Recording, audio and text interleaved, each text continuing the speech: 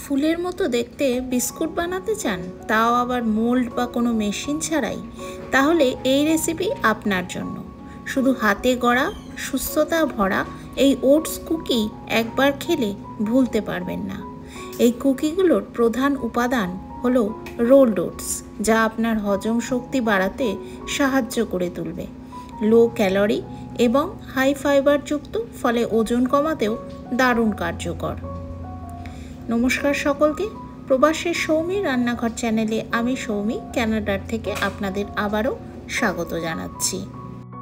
চলুন তাহলে আর দেরি না করে আজকের এই মজাদার কুকিজের রেসিপিটা দেখে নিই কীভাবে বানাচ্ছি। তো প্রথমেই চলে যাই প্রি হিটিং প্রসেসে। আজকে পুরো রেসিপিটাই হবে কিন্তু ওভেন ছাড়া, একদম গ্যাসে। তো প্রথমে একটা বড় পাত্রে আমি বেকিংয়ের জন্য লবণ নিয়ে নিচ্ছি। এই লবণটা বারে বারে ইউজ করা যায়। বেশ অনেকটা পরিমাণ লবণ এই বড় পাত্রটায় দিয়ে তারপরে আমি একটা স্টিলের র্যাক এর ওপরে পেতে দিলাম। আর গ্যাসের ফ্লেমটা হাই করে আমি একটা ঢাকা ওপর থেকে দিয়ে দেব। আর এটাই কিন্তু হবে প্রি হিটিং প্রসেস। কুকিজটার যে কোনো স্টেপ করার আগে এই প্রি হিটিং প্রসেসটা স্টার্ট করে দিতে হবে। এবারে একটা পাত্রে আমি নিয়ে নিচ্ছি 1 কাপ রোলড ওটসের পাউডার। এটা আমি শুকনো খোলায় রোলড ওটস নেড়ে নিয়ে মিক্সিতে গুঁড়ো করে নিয়েছি। আর তার মধ্যে আমি দিয়ে দিচ্ছি আনরিফাইন্ড কেন সুগার। সেটা আমি অ্যাড করলাম এর মধ্যে 3/4 কাপ আনরিফাইন্ড কেন সুগার। আর আনরিফাইন্ড কেন সুগার বা যেটাকে আমরা বাংলায় অপরিশোধিত খেজুর গুড় বা আখের চিনি বলতে পারি, যেটা রক্তে শর্করার মাত্রা বৃদ্ধি করে না এবং শরীরকে শক্তি দেয় ধীরে ধীরে। আর তারপরে আমি একটু একটু করে এর মধ্যে নর্মাল টেম্পারেচারে রাখা দুধ অ্যাড করছি। 1 কাপ ওটসের জন্য আমার মোটামুটি 1/4 কাপ দুধ লেগেছিল।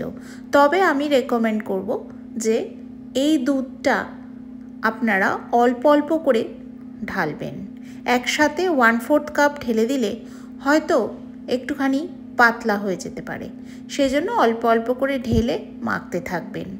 আর তারপরে আমি এর মধ্যে দিয়ে দিলাম 1/4 কাপ অ্যাভোকাডো অয়েল।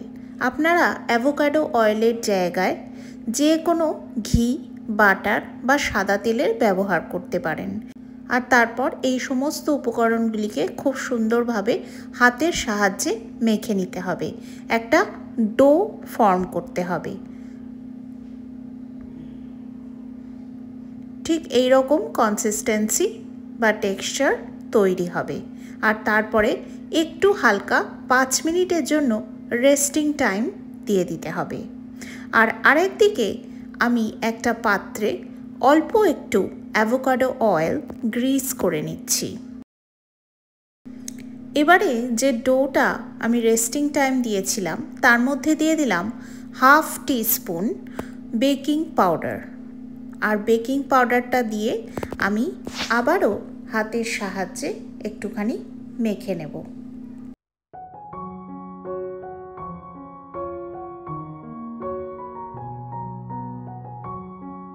এবারে হচ্ছে আসল ফ্লাওয়ার মেকিং প্রসেসটা আমি দেখাবো। আপনারা খুব মন দিয়ে দেখুন যে কিভাবে ছাঁচ ছাড়াই বা কোনো রকম মেশিন ছাড়াই আমি সুন্দরভাবে ফুলের শেপ দিয়ে দিই। তো ওই ডোটার থেকে অল্প একটু ছোট ছোট বলের মতন আমি তৈরি করছি। আর ছোট ছোট করে তৈরি করা বল আমি 6টা একসাথে এইভাবে গোল করে রাখছি। সেটা আপনারা দেখুন।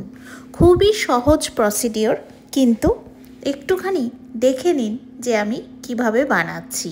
স্কিপ করে দেখলে কিন্তু মিস করতে পারেন। স্কিপ করে না দেখে একটু ভালো করে মন দিয়ে দেখে নিন, তাহলে কিন্তু শেপটা একদম আপনাদেরও ফুলের মতন চলে আসবে।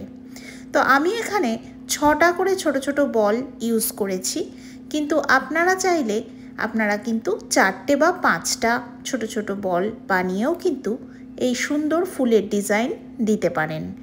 আমি একটু বড় বড় সাইজের কুকিজ বানিয়েছিলাম বলে আমি 6টা করে এরকম বানিয়েছিলাম।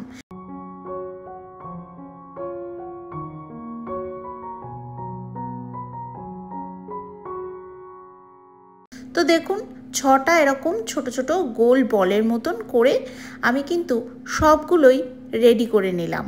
আপনারা আশা করি বুঝতে পেরেছেন।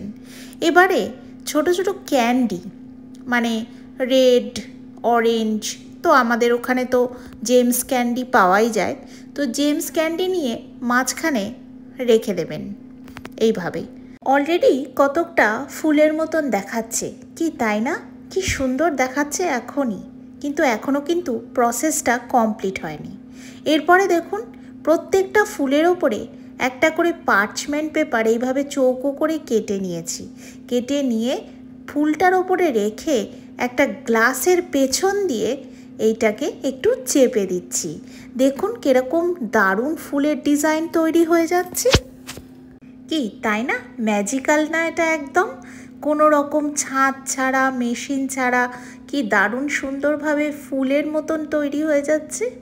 দেখে অবাক হচ্ছেন? অবশ্যই অবাক হওয়ারই মতন। কিন্তু দেখুন আমার কাছে কিন্তু কোনো রকম বিশাল কিছু যন্ত্রপাতি নেই, তাও কিন্তু কি সুন্দর তৈরি হয়ে যাচ্ছে। আপনারাও কিন্তু বাড়িতে ঠিক এই রকমই বানিয়ে ফেলতে পারবেন। একবার কিন্তু এই রেসিপিটা বানিয়ে বাড়িতে নিশ্চয়ই ট্রাই করবেন। এইভাবে দেখুন আমি 4টে ফুল কি সুন্দরভাবে তৈরি করে নিলাম।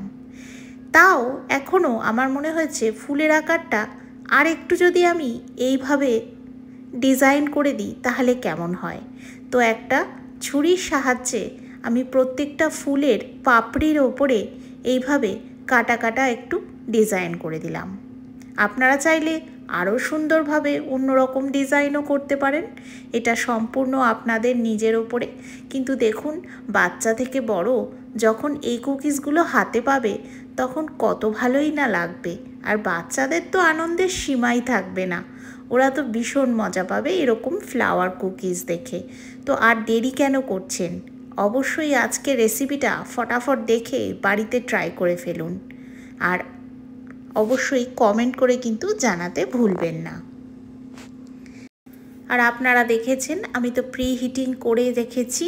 তো এরপরে সুন্দরভাবে খুব সাবধানে আমি যে কুকিজগুলো শেপ দিয়ে রাখলাম সেই কন্টেনারটা র্যাকের ওপরে খুব সাবধানে রেখে দিলাম। আর ঢাকনাটা দিয়ে যে ফাঁকা জায়গাটা আছে সেটাকেও অ্যালুমিনিয়াম ফয়েল দিয়ে কভার করে দিলাম, যাতে কোনো বাষ্প রিলিজ না হতে পারে।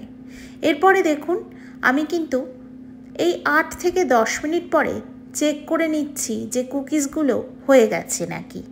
না, এখনও কিন্তু হয়নি, এখনও কিন্তু হালকা নরম আছে, আর ওপর থেকেও কিন্তু এখনও বেক হয়নি। আর পুরো প্রসেসটাই কিন্তু আপনাকে লো টু মিডিয়াম ফ্লেমে করতে হবে। তারপরে 25 মিনিট পরে কিন্তু আমার কুকিজ একদম ডান। দেখুন কি সুন্দর একটা হালকা সোনালি রং চলে এসছে, আর কুকিজের টেক্সচারটাও কিন্তু দারুণ সুন্দর এসেছিল।